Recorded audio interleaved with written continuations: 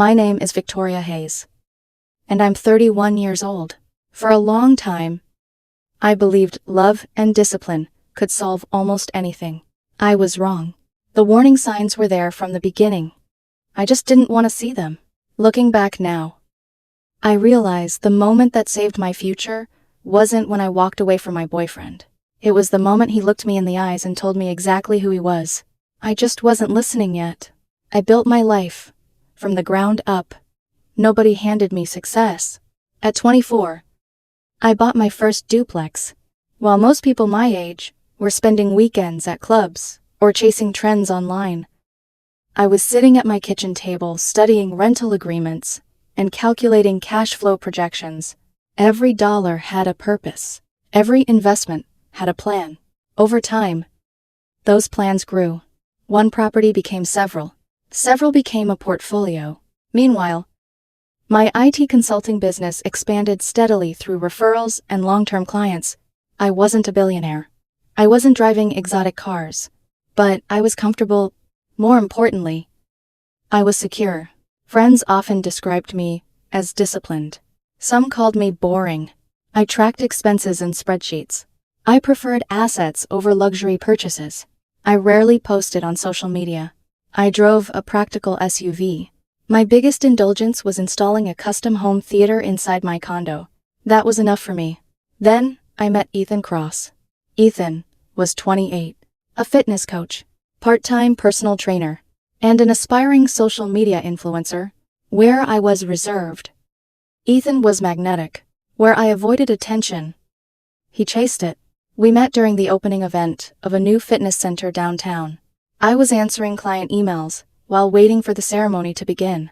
Ethan later told me that what caught his attention was the fact that I wasn't staring at him like everyone else. He laughed when he told me that story. At the time, I found it charming. Now I know better. The first year felt exciting. Ethan brought energy into my life. He pushed me to try new things, weekend trips, restaurants I'd never visit on my own, spontaneous adventures. For a while, it worked, but little things started changing. He constantly wanted pictures. Every dinner became a photo shoot. Every vacation became content. Every moment needed validation from strangers online. If I didn't like one of his posts quickly enough, he'd notice. If I forgot to leave a supportive comment, he'd ask why. At first, I laughed it off. Then it became exhausting. Still, I loved him. Or at least I loved who I believed he was. 3 years later, I proposed. Not with fireworks, not with a viral video. Just a private rooftop dinner overlooking the city skyline. The sunset painted the buildings gold. The wind was soft. And when I slipped the ring onto his finger, tears filled his eyes. Yes, he whispered. For a moment, I thought I had never been happier. An hour later, he posted the engagement online. By morning, thousands of people knew every detail. That should have bothered me more than it did. For me, it was one of the most intimate moments of my life. For Ethan, it became content. The wedding discussions started immediately, and they escalated fast. One evening, Ethan sat beside me on the couch and showed me photos of a luxury villa overlooking the Amalfi Coast. Imagine this, he said excitedly. I studied the pictures. Beautiful architecture, ocean views, private gardens. Then I saw the estimate, over $100,000. I nearly dropped my phone. Ethan, this is a wedding budget. It's our wedding budget. Our wedding shouldn't cost more than a house down payment. He rolled his eyes. Victoria, people only get married once. Something about that sentence bothered me. Not because of the cost, because of the way he said it, like the wedding mattered more than the marriage. Over the next several weeks, the requests multiplied. First came his announcement that he wanted to leave coaching. Once we're married, I want to focus on growing my brand full-time. What does that mean exactly? I asked. Sponsorships, lifestyle content, maybe retreats, and income. He smiled. That's what you're for. He said it jokingly. At least that's how he framed it. But the joke didn't feel funny. Not anymore.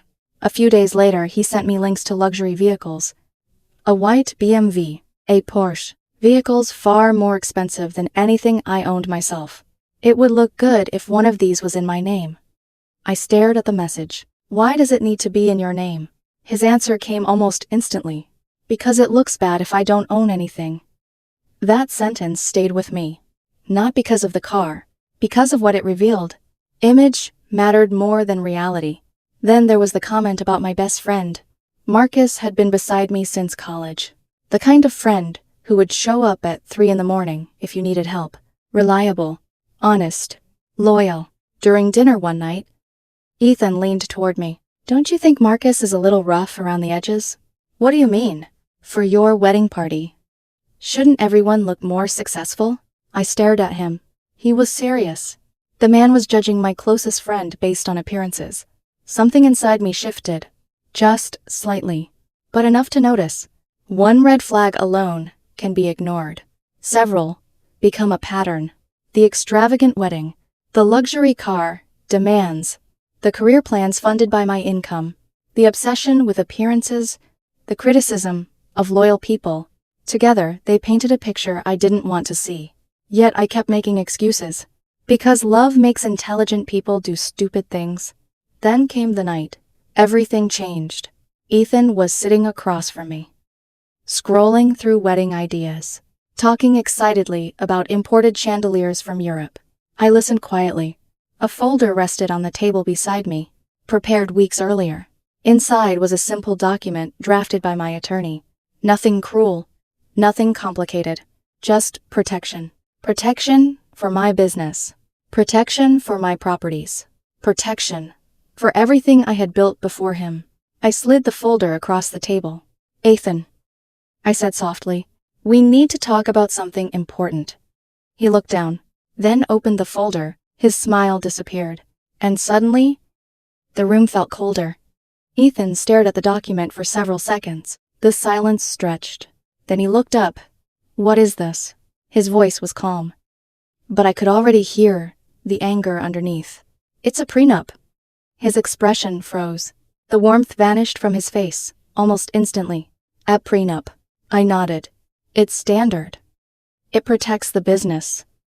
My properties. And assets I built before we met.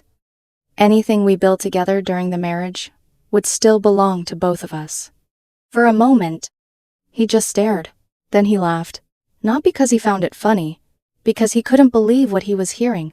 You're serious. I am. The folder landed on the table with a sharp slap. His jaw tightened. So you don't trust me? That's not what this means. It absolutely is. I kept my voice steady. Ethan. People with businesses sign prenups every day. This isn't unusual. His eyes flashed. Not when two people actually love each other. There it was, the emotional argument. The one I'd secretly expected. Ethan. No. He stood abruptly. I've spent 3 years with you. His voice grew louder. 3 years supporting you. Loving you. Planning a future with you. I stayed seated. And now you're telling me I need to sign paperwork proving I'm not after your money. That's not what it says. That's exactly what it says. His face was turning red. If I have to sign this, then clearly you think I'm some kind of gold digger. I rubbed my forehead. Please stop twisting what I'm saying. I'm not twisting anything. He pointed toward the folder. You already have 1 foot out the door. The irony nearly made me laugh. The document existed because I was trying to protect the future, yet somehow I was being accused of planning its destruction. I took a slow breath. Ethan. He crossed his arms. What? This protects both of us. No. His voice sharpened. It protects you. The argument lasted nearly 2 hours. Every explanation I gave met another accusation. Every attempt at logic was met with emotion. Eventually, he stormed into the guest bedroom and slammed the door. I barely slept that night. And somehow, things got worse the next morning. At 9 o'clock, my phone rang. The caller ID read, Marlene Cross. Ethan's mother. I answered, Hello, Victoria. Her tone was ice cold. I need to ask you something. I already knew what was coming. Okay. How dare you? There it was. I closed my eyes. Malina. No. She cut me off immediately. My son called me crying. That surprised me. Crying. Apparently Ethan had given his family a very dramatic version of events. A prenup, she continued. After everything he's done for you. I almost laughed. Done for me. I had funded nearly every major expense during our relationship. But I kept that thought to myself. I'm protecting assets I built before we met. That's disgusting. Marlene, marriage is about trust. And responsibility. No. Her voice rose. It's about commitment. I could already feel a headache forming. Eventually she hung up on me. Not 10 minutes later, Ethan texted, "Dinner. Tomorrow night. My parents want to talk." I stared at the message. The family intervention had officially begun. The following evening I arrived at their house. The atmosphere felt strange. Immediately. The dining table was already arranged. Everyone seated? Everyone waiting. Like I was walking into a courtroom. Ethan sat beside his father. Marlene sat across from me. And his father, Gregory Cross, looked like he was preparing to negotiate a hostage release. Dinner started quietly. No one mentioned the prenup. Not at first. Then Gregory set down his fork. The room became silent. Victoria. I looked up. Yes. I raised my son to expect a partner who believes in marriage. I already knew where this was headed. I do believe in marriage. Then why the contract? Because I've spent my entire adult life building something valuable. Because divorce courts exist. Because emotions change. Because reality exists. But I answered politely. It's simply protection. Gregory shook his head. No. He pointed at me. It's fear. I felt Ethan watching me. Waiting. Hoping I'd fold. With respect. I said carefully. I disagree. The table went quiet again. Gregory leaned back. If you can't trust Ethan, maybe you shouldn't marry him. Before I could answer, Ethan jumped in. Exactly. His voice carried a note of victory. Like he'd finally found allies. You're planning for divorce before we're even married. I looked directly at him. No. He frowned. I'm planning for security. His mother scoffed. Same thing. It wasn't, but I could already tell nobody at that table cared about logic. They cared about feelings. And feelings were winning. The dinner ended badly. Very badly. When I left, Ethan barely spoke to me. The drive home was silent. I kept wondering why nobody had once asked what the prenup actually contained. Not one person. They were offended by its existence. Not its contents. That realization stayed with me. 2 nights later, things escalated again. We were arguing in my condo. Same topic.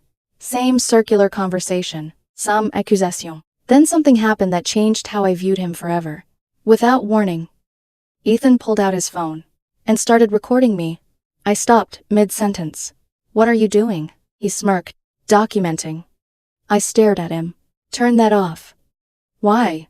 His smile widened. Afraid people might see how controlling you are. My stomach dropped. This wasn't a private disagreement anymore. He was thinking about an audience. Followers. Views. Validation. Everything suddenly made sense. The crying to his parents. The social media obsession. The constant need for attention. He wasn't trying to solve the problem. He was preparing a narrative. I stepped forward. Turn it off.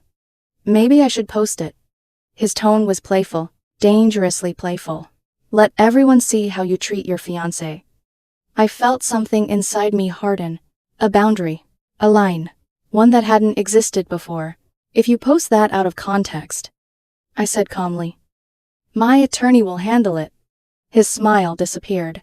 For the first time, he looked surprised, then annoyed, then angry.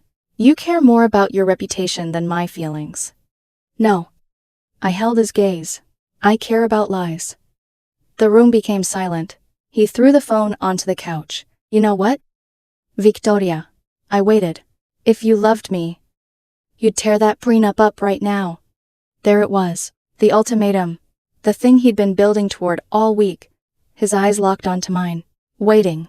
Expecting surrender. Expecting compromise. Expecting me to prioritize love over common sense. But something had changed. Maybe it was the recording. Maybe it was the family ambush. Maybe it was the luxury cars, the influencer dreams, the provider comments, or maybe it was all of it combined. Whatever the reason, I finally saw things clearly. I stood up, walked to the table, picked up the prenup folder, and looked directly at him. No prenup. I paused. No wedding. The words landed like a grenade. His face went blank. For several seconds he didn't move, didn't blink, didn't breathe. Then, disbelief appeared. What? I repeated it. Slowly. No prenup. His expression twisted. No wedding. The room exploded. You can't be serious. I'm completely serious. His voice rose. So that's it. That's it. You'd throw away 3 years over paperwork. I shook my head. No. I met his eyes. You would? The silence afterward felt enormous. For the first time since our engagement began, Ethan realized something. I wasn't bluffing. And for the first time since I'd proposed, neither was I. What Ethan didn't know was that while he was planning his next argument, I was already planning my next move. And that move was about to change everything. The morning after I gave Ethan my answer, I expected a flood of messages, apologies, arguments, maybe even another emotional speech about trust. Instead, I got something stranger. Silence. For almost 3 days. Ethan acted like nothing had happened. He still sent me wedding inspiration videos, still talked about Italy, still forwarded links to luxury decorations, still discussed guest lists. It was as if the ultimatum had never happened. At first, I wondered if he was finally thinking things through. Then, I realized the truth. He didn't believe I would actually walk away. He thought I would cave. Eventually, that assumption became his biggest mistake. Because while Ethan was pretending everything was normal, I was quietly dismantling the entire wedding. The first thing I did was close the joint credit card we'd opened for wedding expenses. The balance nearly made me choke. Thousands of dollars. Designer skincare treatments. Luxury fitness retreats. Wedding-related purchases I'd never approved. Some weren't even wedding-related at all. I paid the balance, canceled the card, set alerts on every account I owned. Then I met with my attorney. The meeting lasted nearly 4 hours. We reviewed everything. My businesses, properties, investments, savings, existing estate plans, every possible vulnerability, every possible risk. By the time I left, several additional protections were already being implemented. I didn't tell Ethan. Not a word. For once, I stopped explaining myself. Then came the hardest part. The cancellations. Wednesday morning, 9:30. I sat in my office with coffee, a notebook, and a list of vendors. My finger hovered over the first number. I took a deep breath and made the call. The venue manager answered immediately. After explaining the situation, she surprised me. You'd be shocked how often this happens. I laughed softly. I'm guessing more than people realize. Much more. Because we were still months away from the wedding, a significant portion of the deposit was refundable. The first recovery hit my account that afternoon. The second call went similarly. Then the couture, then the florist, then the planner, then the travel agency. One after another. Some were sympathetic. Others weren't. A few kept non-refundable portions. But overall, I recovered a substantial amount of money. More importantly, I recovered peace. With every cancellation, the knot in my chest loosened. The pressure disappeared. The anxiety faded. For the first time in months, I could breathe. One photographer actually laughed after hearing my story. Victoria, he said, you just saved yourself years of regret. Another vendor said something similar. A travel coordinator even told me, trust me, canceling before the wedding is much cheaper than canceling after it. She wasn't wrong. By the time the final call ended, I leaned back in my chair and stared at the ceiling. The wedding no longer existed. Only Ethan didn't know it yet. And that was about to become a problem. Over the following weeks, I focused entirely on myself. I upgraded my office, expanded operations, signed 2 major consulting contracts, started renovations on a property I'd been postponing. The energy that had been drained by wedding drama returned to my business. Everything started moving again. Meanwhile, Ethan remained completely absorbed in wedding fantasies. Every evening brought another discussion about decorations, flower arches, designer outfits, social media content. One night, he spent nearly an hour talking about hiring a special wedding production team. They'll create viral videos throughout the entire event. I stared at him. A production team. He grinned. This wedding could double my audience. There it was again. Audience. Followers. Content. Never marriage. Always performance. The more he talked, the more confident I became in my decision. Then came the day. Everything exploded. Saturday afternoon. I was working in my office. Ethan was in the living room with his best man, Trevor. The two of them were reviewing wedding plans. I could hear their laughter from down the hall. Then Trevor suggested something. Why don't we call the venue and finalize the menu? My stomach tightened. I already knew what was coming. A few moments later, Ethan placed the call. He put it on speaker. Hi, he said cheerfully. This is Ethan Cross. I'm calling about the Hayes Cross wedding. Pause. Then the venue representative answered. I'm sorry. Sit. Another pause. My eyes closed. The countdown had begun. There appears to be some confusion. Ethan frowned. What confusion? The event was cancelled several weeks ago. Silence. Complete silence. Then, what? His voice cracked. The representative continued. The refund has already been processed. Trevor looked stunned. Ethan's face drained of color. What do you mean cancelled? It was cancelled directly by Ms. Hayes.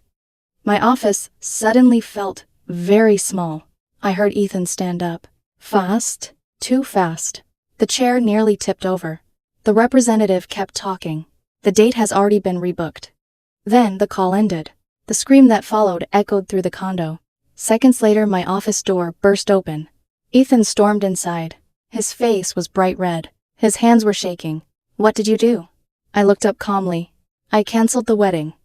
You cancelled my wedding? I raised an eyebrow. Our wedding? His chest heaved. You had no right. I had every right. His voice rose higher. Without telling me, you told me no prenup. His jaw tightened. That wasn't literal. I stared at him. You seemed serious. You knew I was upset. And I took you seriously. His eyes widened in disbelief. For the first time, he realized I had actually listened to him. Not interpreted. Not negotiated. Not softened. Listened. The truth hurt him. A lot. Then came the insults. Controlling. Heartless. Manipulative. Cruel. Every accusation imaginable. I let him finish. Then I answered. Calmly. You gave me a choice. His face twisted. And you gave me one. The room fell silent. That silence lasted less than 30 minutes, because Ethan immediately called his parents, and by evening, they were standing inside my condo. Gregory looked furious. His wife looked horrified. Ethan looked vindicated. As if backup had arrived, Gregory pointed directly at me. You humiliated my son. No. I folded my arms. He humiliated himself. The argument that followed was brutal. His parents insisted I owed Ethan a wedding, that I owed him security, that I owed him unconditional trust. I disagreed. Repeatedly. Firmly. When Gregory slammed his hand on my desk, I finally snapped. I don't owe anyone a 6-figure performance. The room froze. Even Ethan stopped talking. I continued. I offered partnership. I pointed toward him. He wanted ownership. His face went white. For a moment, nobody spoke. Then Ethan exploded again. Threats. Accusation. Emotional speeches. Nothing worked. Because my decision was already made, eventually he stormed into the bedroom. Started packing. Throwing clothes into suitcases. Slamming drawers. Yelling from room to room. I didn't stop him. Didn't argue. Didn't chase him. Hours later, he walked out. His parents followed. The front door slammed behind them. And just like that, 3 years ended. The condo became quiet. Painfully quiet. I walked through empty rooms. Saw empty closet space. Half-empty shelves. missing photographs. The silence should have hurt. Instead, it felt peaceful. I thought the worst was over. I was wrong. Because Ethan wasn't finished. Within days, he would take the fight online. And for a short time, the entire internet would believe I was the villain. When Ethan left my condo, I honestly believed the story was over. The wedding was canceled. The relationship was finished. The ring was still sitting in his possession. But my attorney was already preparing paperwork. I figured we'd spend a few weeks untangling finances, and then move on with our lives. I underestimated how badly Ethan needed an audience. 48 hours later, my phone started exploding. Text message, emails, missed calls, social media notifications. At first, I thought something had happened to one of my properties. Then Marcus sent me a link. His message was simple. You need to see this. I clicked. My stomach dropped. Ethan had posted a video. He sat in his childhood bedroom, wearing an oversized hoodie, no makeup, messy hair, red eyes. Soft piano music played in the background. The whole thing looked professionally staged, despite pretending to be spontaneous. Through tears, he spoke directly into the camera. I gave 3 years of my life to someone who promised forever. His voice cracked. I planned our dream wedding. I trusted her completely. He paused, dramatically. Then one day, she destroyed everything, because I wouldn't sign a piece of paper. Millions of people love stories with villains. Unfortunately, that week, I became one. The video spread like wildfire. Hundreds of thousands of views. Then millions. Comment after comment appeared. Victoria sounds toxic. Financial abuse. She wanted power. Poor guy. For the first time in years, I felt genuinely sick. Not because strangers hated me, because some people I knew believed it. Former classmates, business acquaintances, even a few clients. Everyone had only heard Ethan's version, and Ethan was very good at performing. Then, he posted a second video, even more dramatic. This time, he sat in front of a table, covered with wedding invitations. A single candle flickered beside him. Slowly, he lifted one invitation, held it toward the camera, and burned it. The comments exploded. The sympathy doubled. The attacks intensified. For nearly a week, it felt like I was drowning inside someone else's lie. Marcus called me one evening. You okay? I laughed bitterly. Not particularly. You know this won't last. I hope you're right. He was, because the truth has a strange way of finding daylight. And Ethan's downfall came from the last place he expected, his own friends, specifically. One former groomsman named Trevor, the same man who had witnessed Ethan's meltdown when he discovered the wedding was cancelled.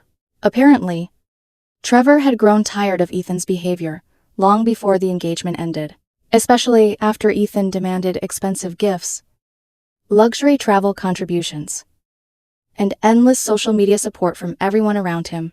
One afternoon, screenshots appeared online. Nobody knew who leaked them at first, but within hours, they were everywhere.